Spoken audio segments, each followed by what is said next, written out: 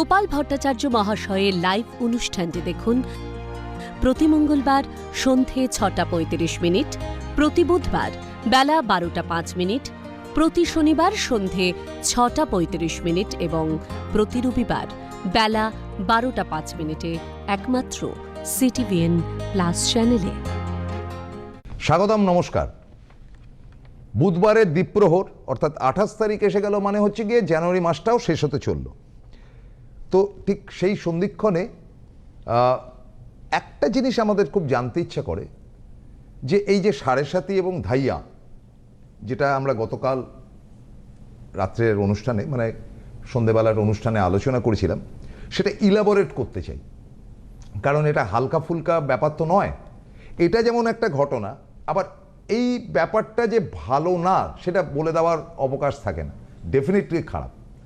এবং এটাকে কাউন্টার করার জন্য কিন্তু একটা দিন আপনারা পাচ্ছেন, লাকিলি আফটার 60-70 ইয়ার্স, হয়তো বা বেশিও হতে পারে। সেটা হচ্ছে 15 তারিখ শিবরাত্রি, 16-17 তারিখে মোটামুটিভাবে অমাবস্যা এবং সূর্যগ্রহণ, ত্রাহস্পর্শ বলে। এটা এইরকম ধরনের একটা অভূতপূর্ব সময় খুব কম আসে, খুব কম। এটা নিয়ে আজকে আমরা জ্যোতিষ আজকের দিনের গোপাল ভট্টাচার্যের সঙ্গে আলোচনা করব। গোপাল, তো ওয়েলকাম। আজকের ইম্পর্টেন্ট টপিকস হচ্ছে শনি সাড়ে সাতি এবং ঢাইয়া। শনি এমন একজন গ্রহরাজ, এমন একটি গ্রহ, এই গ্রহ হচ্ছে ভগবান শিবের শিষ্য। ভগবান শিব ছাড়া শনি কারুর উপাসনা করে না, তোয়াক্কা করে না। হ্যাঁ, ভগবান শিবের প্রধান শিষ্য এবং সব থেকে বড় কথা ন্যায়ের প্রতীক। শনি গ্রহ মানে শনি কোনোদিন অন্যায় করতে জানে না, কঠোর। যেটা ন্যায়, তুমি যদি অন্যায় করো, বিপদে থাকো, কুকাজ করো, তাহলে তোমাকে এই জন্মেই যে গ্রহটা ফল দেবে সেই গ্রহটাই হচ্ছে শনি। ভগবান বিষ্ণুকে ছাড়েনি। শনির সাড়ে সাতি লাগার কথা ভগবান বিষ্ণু, প্রত্যেকেরই সৃষ্টিকর্তা ভগবান বিষ্ণু, ব্রহ্মা মহেশ্বর, তাদেরও জন্মছক রয়েছে, তাদেরও উপরে গ্রহরা প্রভাব বিস্তার করে। রাবণ ইন্দ্রজিতের জন্মের সময় শনির যাতে সাড়ে সাতির প্রভাব না পড়ে শনিকে একাদশে বন্দি করে রেখেছিল। আচ্ছা, হ্যাঁ, যাতে চিরঞ্জিত অমর হয়। হনুমানজি দেখলো মহাবিপদ, শনি যদি একাদশে ইন্দ্রজিতের অবস্থান করে তাহলে জগতের বিশ্বব্রহ্মাণ্ডে কেউ ইন্দ্রজিৎকে কোনোদিন পরাজিত করতে পারবে না। চেন দিয়ে বেঁধে রেখেছিল শনিকে। তো যখন ইন্দ্রজিতের জন্ম হয়, ভগবান কি বলে আমাদের হনুমান, রুদ্রের আরেকটা অবতার, শনির চেনটাকে কেটে দিয়ে বলে তুমি ওইখানেই বসে থাকো, কিন্তু তোমার পাটা দ্বাদশে বাড়িয়ে দাও। 12th হাউস মানে একাদশ থেকে সফলতা এবং সাকসেসের বিচার করা হয়, আর দ্বাদশ হচ্ছে ক্ষতির বিচার করা, ড্যামেজ, পরাজয়ের বিচার করা। বললো থাকো একাদশে, কিন্তু পাটা বাড়িয়ে দাও। চেনটা কেটে দিচ্ছি, পাটা বাড়িয়ে দাও দ্বাদশে, নাহলে ইন্দ্রজিৎকে কেউ কোনোদিন বধ করতে পারবে না। তো এই গ্রহের অবস্থান বা গ্রহের ফের এমনই। তো সেই জন্য শনি দ্বাদশে পা বাড়িয়েছিল বলেই ইন্দ্রজিৎকে বধ করা সম্ভব হয়েছিল, নাহলে সম্ভব হতো না। তাও সোজা কথা না, সোজা কথা, ইন্দ্রজিতের যে সময়টা জন্ম হলো, শনিদেব হচ্ছে একাদশ ভাবের একদম এন্ডে আর দ্বাদশ ভাবের একদম বিগিনিং, পাটা টাচ করে দেয় বিগিনিং এ, যদি ডিগ্রি হিসেবে দেখি। এটাই সাইন্টিফিক কথা, সেটা এইভাবে এসছে। ভগবান বিষ্ণু সাড়ে সাতি লাগবে, উড়িয়ে বাবা, ভগবান বিষ্ণু তো অস্থির, নারায়ণ অস্থির। তিনি মন্দার পর্বতে গিয়ে আত্মগোপন করলো যে আমি যাই, গিয়ে আত্মগোপন করে শনি আমাকে আর ধরতে পারবে না। শনি একটা কীট হয়ে, কীট মানে যেমন একটা বড় পোকা হয় না, সেরকম পোকা, বজ্রদংশটা কীট হয়ে ওই মন্দার পর্বতকে গোল গোল গোল গোল করে কাটতে কাটতে, মন্দার পর্বত ছিল কোষ্ঠী পাথরে, এই গোল গোল করে কাটতে কাটতে ভেতরে গেল। আর যত পাথর কাটছে ভগবান নারায়ণের গায়ে যাচ্ছে, ভগবান নারায়ণের গায়ে পড়ছে এবং সেখানে বিভিন্ন রকম দাগ তৈরি হচ্ছে। সেই হচ্ছে শালগ্রাম শিলা, যেটা নারায়ণ পুজো করা হয়। শনি কেটেছিল, এই যে একটা রাউন্ড শেপ দেখা যায় হ্যাঁ, যেটা। রাউন্ড শেপ, কখনো এরকম কখনো এরকম, সবসময় যে রাউন্ড হয় তা না না। না, তো এরকম হ্যাচ লাইনও থাকে। এবং তার মধ্যে অনেক রকম নারায়ণ শিলা রয়েছে। এই যে শালিগ্রাম শিলা ব্রাহ্মণরা পুজো করে অনেক রকম রয়েছে, দামোদর নারায়ণ রয়েছে, দুদিমুখ নারায়ণ রয়েছে, লক্ষ্মী নারায়ণ রয়েছে, অনেক রকম শিলা রয়েছে। তার গায়ে বিভিন্ন রকম, ওই যেমন যেটাকে আমরা বলি যে ফসিলসের বিভিন্ন রকম চিহ্ন পাওয়া যায়, কোনটা চক্র, কোনোটা পায়ের চিহ্ন, কোনোটা আমার বাড়িতে যে নারায়ণের শালগ্রাম শিলা আছে তার মধ্যে 4টে চিহ্নই আছে, শঙ্খ, চক্র, গদা, পদ্ম। বাহ, আমাদের সেই শিলার বয়স প্রায় 250-300 বছরের বেশি। বাপরে বাপ। আমার দাদু সে পুজো করতো, সে বাবাকে দিয়ে গেছে, বাবা আমাকে দিয়েছে, আমার জেনারেশন আমি পুজো করছি, বাবার পরে বাবা যতদিন জীবিত ছিল পুজো করেছে, তারপরে আবার আমি আমার ছেলেকে দিয়ে যাবো, ছেলে করবে। তো এই শালিগ্রাম শিলায় তারপরে কিন্তু যখন নারায়ণের কাছে উপস্থিত হলো, নারায়ণ বলল, আমাকে তুমি বলো যা বর চাও তুমি বলো, আমি তোমাকে সব বর দিতে প্রস্তুত। শনিকে বলল, কিন্তু তুমি আমার ওপর সাড়ে সাতির কোনো প্রভাব বিস্তার করো না। বললো, প্রভু এ তো আপনারই নিয়ম, আপনি আপনি তৈরি করেছেন, আমি সেইভাবে চলছি। আমি সেইভাবে চলছি, আপনার নিয়মের বাইরে তো আমি যেতে পারবো না প্রভু।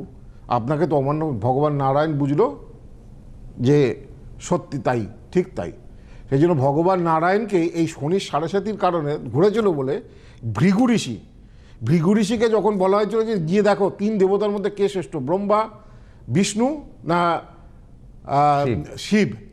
শিবের কাছে গিয়ে দেখলো যে শিব পার্বতীর সঙ্গে এমনই গল্প করতে ব্যস্ত যে ভৃগুকে পাত্তাই দিল না ঋষি ভৃগুর পায়ের নিচে একটা চোখ ছিল। আচ্ছা, হ্যাঁ, তো পাত্তাই দিল না। ভৃগু রেগে গিয়ে বলল, তোমার যেমন বুদ্ধি তুমি এরকম লিঙ্গের মতো, পিণ্ডের মতো হয়ে পড়ে থাকো। সেই জন্য শিব হয়ে গেল পিণ্ডাকার বা লিঙ্গাকার। একদিন বলবো যে লিঙ্গ মানে কিন্তু আমাদের জেনিটিয়াল অর্গানস নয়, শিবলিঙ্গ মানে ঠিক। জনিপিড মানে ভ্যাজিনাল পার্ট নয়, এটার অন্য ব্যাখ্যা রয়েছে। হ্যাঁ, অনেকে এটা মনে করে যে এইখান থেকে হয়তো এই লিঙ্গ বা যোনি মনে হয় এই আমাদের সেক্সুয়াল পার্টের সঙ্গে যুক্ত, শিব তা নয়। বললো পিণ্ড হয়ে যাবে, পিণ্ড মানে পিণ্ড হয়ে গেল। ভগবান শিবকে সেই জন্য পিণ্ড রূপে পুজো করা হয়, লিঙ্গের আকারে। ব্রহ্মার কাছে গেল, ব্রহ্মা কি বলে সরস্বতী গায়ত্রীর সঙ্গে মগ্ন। ব্রহ্মার এক পাশে সরস্বতী, এক পাশে গায়ত্রী। ব্রহ্মাও পাত্তা দিল না, তাই দেখে শুনে তো খুব রেগে গেল। বললো, তোমার 5টা মাথা তো এক মাথা খসে পড়বে। তো ব্রহ্মা পরবর্তীকালে চতুর্ণ হয়ে গেছিল। আর কি বলে ভৃগু ঋষি কি করলো, রেগে মেগে শিবের কাছেও সম্মান পায়নি, ব্রহ্মার কাছেও সম্মান পায়নি। রেগে মেগে নারায়ণের কাছে গিয়ে দেখে সে এমনি করে অনন্ত নাগ সজ্জায়ের ওপরে এক কাঁধে এরকম ভর দিয়ে মা লক্ষ্মী তার পা টিপছে, তাকে পাত্তাই দিচ্ছে না। ভগবান ভৃগু করলো কি, নারায়ণের ওপরে উঠে গিয়ে বুকের মধ্যে এক পা দিয়ে আঘাত করলো। তো এই যে এক পা দিয়ে আঘাত করলো, কিন্তু এতে ভগবান বিষ্ণু বিন্দুমাত্র অসন্তুষ্ট হলো না, রাগ করলো। শিব ব্রহ্মা ভৃগুকে অভিশাপ দিয়েছিল, কিন্তু ভগবান নারায়ণ দেয়নি। কিন্তু মা লক্ষ্মী অসন্তুষ্ট হয়ে তখন মর্তে চলে গেছিল। ওই জন্য ভেঙ্কটেশ্বর মন্দির, আচ্ছা, পরবর্তীকালে নারায়ণকে পৃথিবীতে মানুষ রূপে জন্মগ্রহণ করতে হয়েছিল এই শনির সাড়ে সাতির জন্য। আচ্ছা, সাড়ে সাতির প্রভাবে। হ্যাঁ, তো যাই হোক, সেই জন্য সাড়ে সাতি বা ঢাইয়ার আমাদের পৌরাণিক ব্যাখ্যাটা অনেক বড়। মনে করা হয় যে শনি যদি জন্মকুষ্ঠিতে তৃতীয়ভাবে বা ষষ্ঠে বা দশমে বা একাদশ, আপনার জন্ম লগ্ন থেকে 3 নম্বর ঘরে, আপনার জন্ম লগ্ন থেকে 6 নম্বর ঘরে, আপনার জন্ম লগ্ন থেকে 10 নম্বর ঘরে এবং আপনার জন্ম লগ্ন থেকে একাদশ ঘরে যদি শনি যদি থাকে, বা শনি যদি তুঙ্গস্থ হয়, তুলা রাশির ঘরে শনি তুঙ্গস্থ হয়, ভালো নক্ষত্র পায়, তাহলে শনির সাড়ে সাতিতে জীবনে শনি জব দিতে হয় তো ছাপ্পার ফাড়কে দিতে হয়, সাড়ে সাতিতেই উন্নতি হয়। আমার অনেক মানুষ দেখা আছে যারা শনির সাড়ে সাতিতে জীবনে প্রচুর কোটি কোটি টাকার মালিক হয়েছে, প্রচুর বড় ব্যবসায়ী হয়েছে।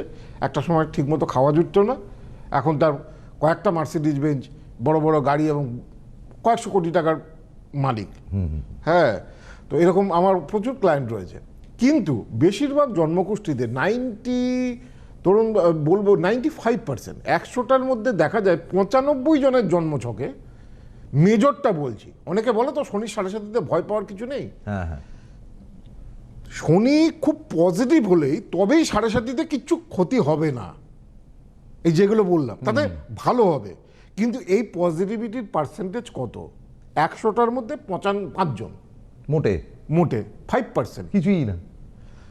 100 জন হরোস্কোপ যদি দেখায়, যাতে তাদের যদি সাড়ে সাথী বা ঢাইয়া চলে, 95 জনের ক্ষেত্রে দেখা যায় ক্ষতি হবে, তাদের ক্ষতি হয়।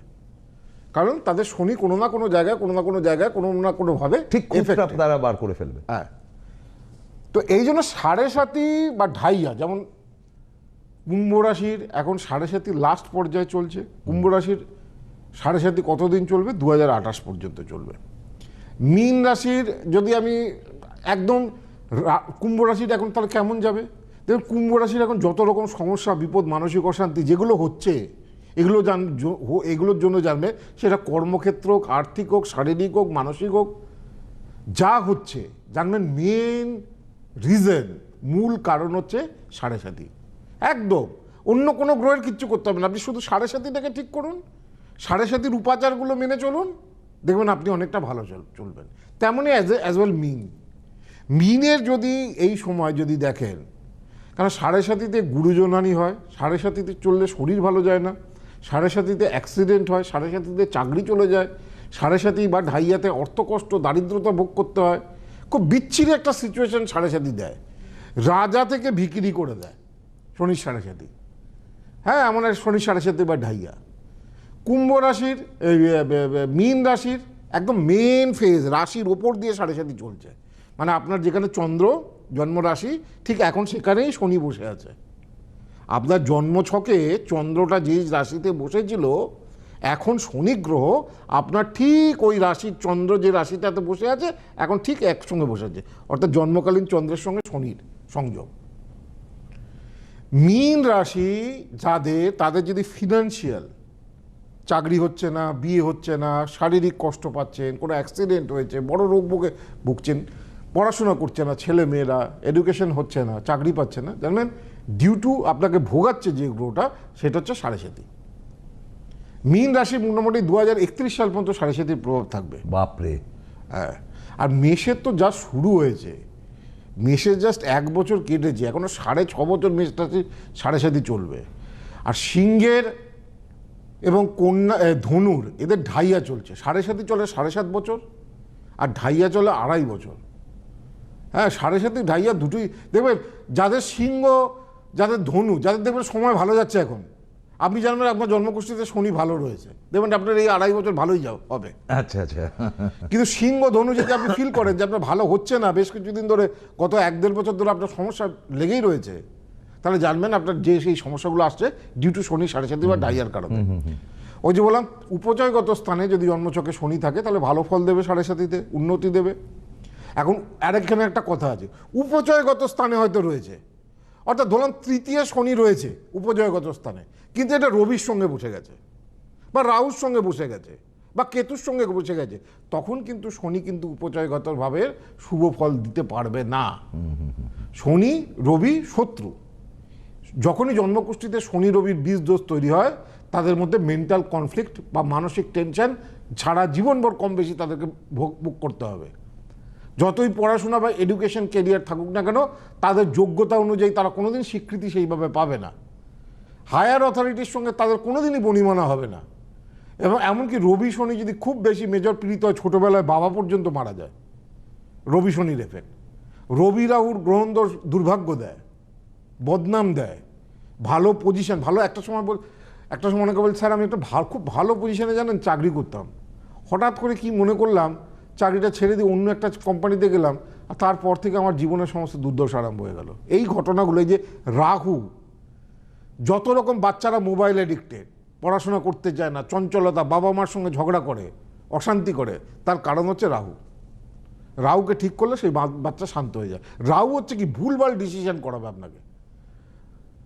ওই যে বলে না, সুখে থাকতে ভূতে কেলয়, রবি রাহু একসঙ্গে যুক্ত হলে সুখে থাকতে ভূতে কেলবে একদম। তো সেই জন্য এগুলো তখন হবে না। তো সেই জন্য আমি আবার বলছি যে বৃষ রাশি, এদের সাড়ে সাথে কিন্তু 2027 থেকে শুরু হচ্ছে। কন্যা রাশি, দেখুন বারবার বলছি, প্রত্যেকটা অনুষ্ঠানে বলছি, এই জন্য বলছি যে আপনারা যদি এই শাস্ত্রের মাধ্যমে বেনিফিটেড হন, আপনার যদি দুর্ভোগটা কিছুটা কমে, আপনি বর্ষার মধ্যে ছাতা নিয়ে বেরোলেন না, আপনি পুরো ভিজবেন, সেখান থেকে সর্দি কাশি বড় অসুখ হতে পারে। আর আপনাকে যদি একটা ছাতা দিয়ে একটু প্রোটেকশন দেওয়া যেতে পারে যদি আগে থেকে, আগে থেকে ওয়েদার ফোরকাস্ট করে যদি আপনাকে প্রোটেকশন দেওয়া যেতে পারে, অনেক বিপদ আপদ আপনার টলে যাবে। আমি ভিজবে, আমার পায়ের জায়গাটা ভিজবে, কিছুটা কিছুটা মাথা বাঁচাবো, শরীরটাকে বাঁচাবো। সেইটাই তো হচ্ছে আসল। সেই জন্য শনির 7.5 যে বৃষ রাশি পড়ছে 2027 থেকে, কন্যা রাশি শুরু ঢাইয়া শুরু হচ্ছে, মকর রাশি ঢাইয়া শুরু হচ্ছে, 1 বছর আগে থেকে 7.5 বা ঢাইয়ার এফেক্ট শুরু হয়ে যায়। কম বেশি বুঝতে পারবেন এখন। তো এখন থেকেই সেই জন্য এই রাশিগুলোর কিন্তু যথাযথ প্রতিকার প্রতিবেদন করা উচিত। একদম। কি করবেন সেটা নিয়ে আসবো আলোচনা। আচ্ছা, আমি একটুখানি আপনাকে জানাই উইথ ইউর কাইন্ড পারমিশন, যে আপনার ডিজিটাল ইয়েতে, মিডিয়াতে যে মানে ফেসবুক আর ইউটিউব অনেকে ফোনে পায় না, তো তারা লিখেছেন, তিনি হচ্ছেন মৌসুমী চট্টরাজ। মৌসুমী চট্টরাজ স্যার, যদি 11th হাউসে 4টে প্ল্যানেট যুক্ত হয়, রবি, বুধ, শুক্র, শনি, কন্যা রাশিতে, তাহলে তার এফেক্টটা সেই হাউসে বসে বেশি হবে। আর এই জিনিসটা ভালো না খারাপ? মানে বলতে চাইছে যে কন্যা রাশিতে একাদশ ভাবটা পড়েছে, এখানে 4টে গ্রহ বসে আছে, রবি, বুধ, শুক্র, শনি। এখানে কোন গ্রহটা বেশি এফেক্ট করবে, হ্যাঁ, এবং সেটা ভালো না মন্দ। দেখো, একটু আগেই তোমার প্রশ্নের উত্তর দিয়ে দিই। দেখো, একাদশে শনি ভালো। একাদশ হচ্ছে সফলতার ঘর, সাকসেসের ঘর, ব্যাংক ব্যালেন্সের ঘর। একাদশ ভাব স্ট্রং না হলে তোমার সেভিংস হবে না, সঞ্চয় হবে না কোনো দিনই। আর একাদশ ভাব যার যত স্ট্রং, সে তত জীবনে সহজে সফলতা পাবে, ভালো বর পাবে, ভালো হাজবেন্ড পাবে, ভালো চাকরি বাকরি পাবে, ভালো এডুকেশন পাবে, ইত্যাদি ইত্যাদি। একাদশে শনি শুভ ফলদাতা, কিন্তু শনির সঙ্গে এখানে গ্রহটা কি রয়েছে, উপচয়গত স্থানে থাকলেও রবি রয়েছে। রবি শনি শত্রু গ্রহ। তাহলে একাদশের যে উপচয়গতভাবে শনির যে শুভ ফল পাওয়ার কথা ছিল, সেটা এখানে পাবে না, ড্যামেজ হবে। তার সঙ্গে রবি শুক্রের দারিদ্র্য দোষ তৈরি হচ্ছে। তো সুতরাং এই যে যোগটা তৈরি হয়ে গেল, রবি শনি এবং রবি শুক্র, এটা কিন্তু ভালো হবে না। সফলতা আসতে দেরি হবে, উন্নতি আসতে দেরি হবে, সাকসেস আসতে দেরি হবে, সব কাজে কিন্তু প্রচণ্ড বাধার সৃষ্টি করে। দুটো দোষ তৈরি হয়েছে এখানে, একটা দারিদ্র দোষ আর একটা বীজ দোষ। তো দুটো দোষ যদি এখন এখানে যদি ধরো, যদি কি বলে শনি বা শুক্র না থেকে রবি, বুধ, বৃহস্পতি থাকতো এই একাদশ ঘরে, তাহলে সে জীবনে প্রচুর উন্নতি করতে পারো, খুব ভালো এডুকেশন ক্যারিয়ার হতে পারতো। তবে 4টে গ্রহ আমি মনে করি একটা রাশিতে না বা একটা ভাবে না থাকাই ভালো, কারণ অধিকাংশ ক্ষেত্রে শতকরা 90%-এর ওপরে দেখা যায় 4টে গ্রহ একটা রাশিতে থাকলে সেটা সব গুলিয়ে ঘেটে যেন অ্যাক্সেস হয়ে যায়। হ্যাঁ, মানে ওই যেমন একটা স্কুটারে 2টো মানুষ বসতে পারে ভালো, কিন্তু তুমি যখন একটা স্কুটারে 4টে মানুষকে বসাবে, সেই স্কুটার আর স্পিড নিতে পারবে না ভালো, বা একটু অল্প গর্তেই পড়লেই সবাই উল্টে গিয়ে আহত হয়ে পড়বে, সেরকম ঘটনা। এটাকে বলে সন্ন্যাস দোষ, 4টে গ্রহ একটা রাশিতে থাকলে, সেটা কখনো ভালো হয় না। এরপরে যেটা রয়েছে সেটা হচ্ছে অরিত্রা মান্না। হ্যাঁ, আচ্ছা, ইনি কলকাতার। এর ডেট অফ বার্থ হচ্ছে গিয়ে, এটা মনে হয় সম্ভবত ইউটিউব বা ফেসবুকে। ইউটিউবে গোপাল ভট্টাচার্য মান্ত্রা MNTR এই নামে খুঁজতে হবে, আর ফেসবুকে খুঁজতে হবে astrologer Gopal Bhattacharya. Date of birth, আচ্ছা, ডেট অফ বার্থ হচ্ছে গিয়ে 1 জুলাই, মানে 01/07/2004। হ্যাঁ, সময় হচ্ছে গিয়ে 7:24 PM। কি জানতে, কোথায় জন্মস্থান? কলকাতা। হ্যাঁ, কি জানতে? বিটেক করেছে কম্পিউটার সায়েন্সে, ফাইনাল ইয়ার, মানে করছে আর কি, রানিংয়ে। তো ক্যাম্পাস ইন্টারভিউ এখনো বোধহয় পাইনি, তো কি ভবিষ্যৎ? আমি তো আমাদের ইঞ্জিনিয়ারিং সেক্টরে আগামী 5 বছরে আমি বারবার বলছি, আপনি তো ফোরকাস্ট করেছেন ভালো হবেই হবে ইঞ্জিনিয়ারিং সেক্টরে প্রচুর। সেটা তো আগের দিন আপনি যে দাপটে বললেন তার তো এফেক্ট আমরা দেখলাম। সোনার উপর নিয়ে যা প্রেডিকশন আমি করেছিলাম, হ্যাঁ করেছেন, দেখুন এখন সবাই লাভালাভি করছে সোনার উপর। রূপোর দাম বহুগুণে বাড়বে, সোনারও দাম বাড়বে আগামী 5 বছর। সোনা কোনো ফল করবে না, আর রূপোর দাম বহুগুণে বেড়ে যায়। আমি ওই জন্য বলছি রূপো ইনভেস্টমেন্ট এখন সব থেকে লাভদায়ক ইনভেস্টমেন্ট। আর যেটাকে নিয়ে বলছেন ইঞ্জিনিয়ারিং সেক্টর, আগামী 5 বছরে ইঞ্জিনিয়ার, ভারতের কোনো ইঞ্জিনিয়ার বসে থাকবে না। এটুকু দেশে না হয় বিদেশে চাকরি, যে কোনো জায়গায়। বৃহস্পতিবার দেখো, অরিত্র তোমার বৃহস্পতিবার জন্মবার, মকর লগ্ন, ধনু রাশি, মূলা নক্ষত্র, দেবাড়িগণ। তা তুমি সায়েন্স নিয়ে, কম্পিউটার সায়েন্স নিয়ে পড়ছো, খুবই ভালো সাবজেক্ট একটা, কিন্তু তোমার এখন শনির ঢাইয়া চলছে। ওরা চলছে, আর ধনু রাশি যাদের, তাদের তো ঢাইয়া চলছে। একটু দশাটাও দেখে নিই। এমনি জন্মছকে লগ্নে কোনো গ্রহ নেই, সপ্তমে বুধ মঙ্গল রয়েছে, চতুর্থ স্থানে এটাও দূরে, যে চতুর্থে রাহু থাকলে বিদেশ যাত্রাও করায়, দূরে চাকরি বাকরি দেয়। তোমারও বিদেশ যাত্রা পরবর্তীকালে বা দূরে চাকরি বাকরি পাওয়ার যোগ রয়েছে। তো তোমার কিন্তু এখন শনির এখন মহাদশা যেটা চলছে, সেটা মহাদশা তোমার চলছে কিন্তু রবির দশায়। রবির দশায় কিন্তু এখন যেটা চলছে, রবির মহাদশা, এখন তোমার শুক্রের মহাদশা চলছে। শুক্রের মহাদশার মধ্যে বুধের অন্তর্দশা চলছে। তো 26টা খুব একটা সুইটেবল নয়, যেহেতু শনির ঢাইয়াটা আছে। 2027 ফেব্রুয়ারির পর থেকে তোমার সময়টা ভালো। তাহলে আমরা যে দুটো জায়গা দেখলাম সেই দুটো জায়গাকে তুলে ধরলাম, এবং একই সাথে আপনাদেরকে একটু জানিয়ে দিতে চাই যে মেদিনীপুরে গোপালদাকে পাচ্ছেন 30 তারিখ, এই 30শে জানুয়ারি। কৃষ্ণনগরে পাচ্ছেন 1 ফেব্রুয়ারি 2026, এটা জানিয়ে দিচ্ছি 1 ফেব্রুয়ারি। দুর্গাপুরে পাচ্ছেন 3 ফেব্রুয়ারি 2026। বহরমপুরে পাচ্ছেন 5 ফেব্রুয়ারি 2026। শিলিগুড়িতে পাচ্ছেন 12 ফেব্রুয়ারি 2026। তো এই যে জায়গাটা, যেটা আমাদের আলোচ্য বিষয়, তার থেকে এক্সট্রাক্ট যেটা বেরোলো সেটা হচ্ছে যে শনির সাড়ে সাতি বা ধাইয়া যেটাই হোক না কেন, সেটা 5% লোককে, উনি 100 জনের মধ্যে গোপালদা বললেন 5 জন লোক। আরে বাবা, আমাদের তো কোটি লোক, কোটি লোক, তার মধ্যে 5% লোকের মধ্যে 2-5 জন বড় লোক হয়, আর বেশিরভাগ লোকই সাফার করে। যাই হোক, যেটাকে আমি আর একটু বলি, 17 তারিখ পুজো রয়েছে, আর বুকিং নেওয়া হবে না। 17 ফেব্রুয়ারি শিবরাত্রিযুক্ত অমাবস্যা, মঙ্গলবার সূর্যগ্রহণ, এই যে শনির সাড়ে সাতি বা ঢাইয়া যাদের চলছে, যাদের সমস্যা চলছে তাদের, এছাড়া কালসর্পদোষ, মাঙ্গলিক দোষ, যা যা দোষ রয়েছে, সমস্যা, মানুষ তো সমস্যার কারণেই, আপনি তো সেখান থেকে ভালো হতে পারেন বলেই তো অ্যাস্ট্রোলজারের কাছে আসছেন। আর আমি এটা কিছু দেখলাম, আপনার লাগবে প্রতিকার হিসেবে দিয়ে দিলাম, সেইভাবে কাজ হয় না। আপনার যদি দোষ থাকে, আপনাকে পুজোতে আসতে হবে, যদি আসতে না পারেন হোয়াটসঅ্যাপে বা ভিডিও কলিংয়ের মারফতে দিতে হবে। তো 17 তারিখে পুজো, লাস্ট এই সপ্তাহে বুকিং নেওয়া হবে। 90079831, এটা গড়িয়াহাটের চেম্বারের নাম্বার, সেখানে যোগাযোগ করুন যারা এসে পুজো দেবেন। আর যারা আসতে পারছেন না, 8584038635-এ যোগাযোগ করুন। সামনেই দুর্গাপুর, গড়িয়াহাট এবং বারাসাত, এই 3টে জায়গা আমার চেম্বার রয়েছে। বারাসাতের একদম ডাকবাংলো মোড়ে, একদম ডাকবাংলো মোড়ে চেম্বার রয়েছে। তো এই মেন হেল্পলাইন নাম্বার 8584038631। আর এখন যারা দেখাবেন, এই যে কীর্তিমুখটা, বলবেন, আমি এগুলো দিই কেন জানেন তো? এগুলো দেওয়ার একটাই কারণ, যে মানুষের বাস্তুটাও যেন ঠিক হয়। শুধু প্রতিকার পুজো করলাম, তার সঙ্গে বাস্তুটাকেও এনার্জেটিক করতে হয়। আপনি ভাড়া বাড়িতে থাকুন আর নিজের বাড়িতে থাকুন, যাই থাকুন না, হ্যাঁ, এই কীর্তিমুখটা, এই কামধেনু, আগেই বলে যে কামধেনু বাড়িতে রেখে পুজো করলে সর্ব ধরনের মনস্কামনা পূর্ণ হয়, আর্থিক শ্রীবৃদ্ধি হয়, গ্রোথ হয়, প্রসপারিটি হয়। কামধেনু খুব শুভ জিনিস, জানেন, বাড়িতে রাখাই এটা শুভ। এমনি গরুকে আমরা আগেকার দিনে আমাদের গাভীকে আমরা বাড়িতে আমরা পালন করতাম, এখন সম্ভব নয়, ফ্ল্যাট কালচার যুগে। হ্যাঁ, কিন্তু এই গাভী আমাদের অত্যন্ত কামধেনু শুভ মানা হয়। ডায়েরিটা এখন উপহার হিসেবে দেওয়া হচ্ছে। আর দুটো জিনিস জানাই, আগামী 12 এপ্রিল আমাদের সেমিনার রয়েছে, 12 এপ্রিল তাজ হোটেলে, এটা 5 star hotel, city centre 2A। এখানে আমার বক্তব্য থাকবে এবং একটা আকর্ষণীয় গিফট প্রত্যেককে দেওয়া হবে বাস্তুর ওপরে, 4-5টা গিফট। তো 12 এপ্রিল তাজ সিটি সেন্টারের সেমিনার, যারা সেমিনারের জন্য অপেক্ষা করছিলেন তারা 8584038635-এ যোগাযোগ করবেন। আর 1 মার্চ থেকে, 1 মার্চ থেকে যারা জ্যোতিষ শিখতে চাইছেন, আমাদের দুটো সেন্টার রয়েছে যেখানে আমি প্রত্যক্ষভাবে জ্যোতিষ শেখাচ্ছি। একটা হচ্ছে বাগবাজার, আর একটা হচ্ছে দুর্গাপুর। যারা জ্যোতিষ শিখতে চাইছেন আমার প্রত্যক্ষ তত্ত্বাবধানে, তারা বাগবাজার শাখা এবং দুর্গাপুর। এটা তো মানে ধরুন আপনার যে এই যে ইয়েটা এসছে, এটা তো মানে শেখার জন্য স্যার করে বলে, ও জানে বলেই এই জাতীয় প্রশ্ন করা, কিছু প্রশ্ন করেছে, শিখেছে বলেই। আমি এলেবেলে লোকের পক্ষে প্রশ্ন করার সময় আমি করতে পারবো না। হ্যাঁ, তো ও জানে, এখন অনেকেই শিখছে, ইউটিউব দেখে সবাই শিখছে, কিন্তু ইউটিউবে শেখা যায় পূর্ণভাবে তো শেখা যায় না। দেখুন, গুরু লাগে, এক্সপিরিয়েন্সটা আসল। এই যে এত বছর আমি এত মানুষকে দেখেছি, এক্সপিরিয়েন্স, এই এক্সপিরিয়েন্সের হচ্ছে মেন ভ্যালু।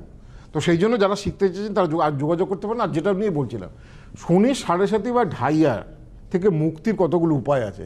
যদি পারেন, একটা টব গাছের মধ্যে ছোট একটা বট গাছ আর অশ্বত্থ গাছ একসঙ্গে লাগান।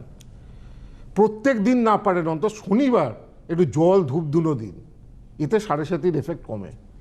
প্রত্যেক সোমবার শিবের মাথায় ভালো গঙ্গা জল বা শুদ্ধ জল কালো তিল দিয়ে ওম নমঃ শিবায়, ওম, যদি মন্ত্র না জানেন, অভিষেক করুন, এতেও সাড়ে সাতি কাটে।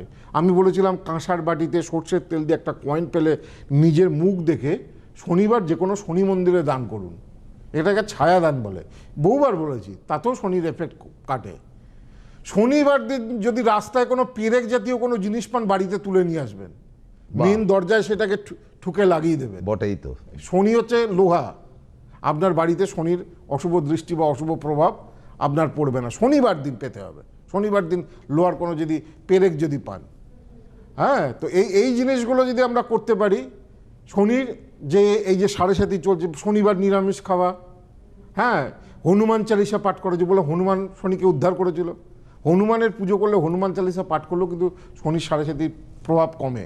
আর যাদের 7.5 চলছে, যারা যদি ব্যাগে যদি পারেন একটা ছোট্ট হনুমান চালিসা রেখে দেবেন, বা হনুমানজির ছবি মোবাইলের স্ক্রিনে আপলোড করুন বা নিজের কাছে রাখুন, তাতে কিছুটা হলেও দেখবেন শনির প্রকোপ থেকে আপনি মুক্ত থাকবেন। ধন্যবাদ গোপালদা। আজকের মতো শেষ করতে হচ্ছে। সামনের শনিবার দিন সন্ধ্যে 6:35 আমরা ফিরে আসব। আজকের মতো বিদায় নিচ্ছি, নমস্কার। গোপাল ভট্টাচার্য মহাশয়ের লাইভ অনুষ্ঠানটি দেখুন প্রতি মঙ্গলবার সন্ধে 6:35, প্রতি বুধবার বেলা 12:05, প্রতি শনিবার সন্ধে 6:35 এবং প্রতি রবিবার বেলা 12:05 একমাত্র CTVN+ চ্যানেলে।